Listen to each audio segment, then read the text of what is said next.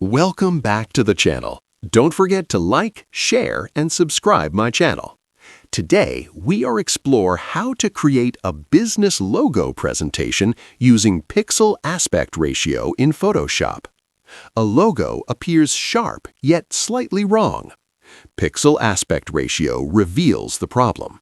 Proportions are restored carefully. Circles become perfect. Typography relaxes. Silence matters here. Business identity relies on precision. The logo is previewed at different sizes. Nothing breaks, nothing bends. This small correction ensures the brand looks premium everywhere. A final pause confirms visual honesty.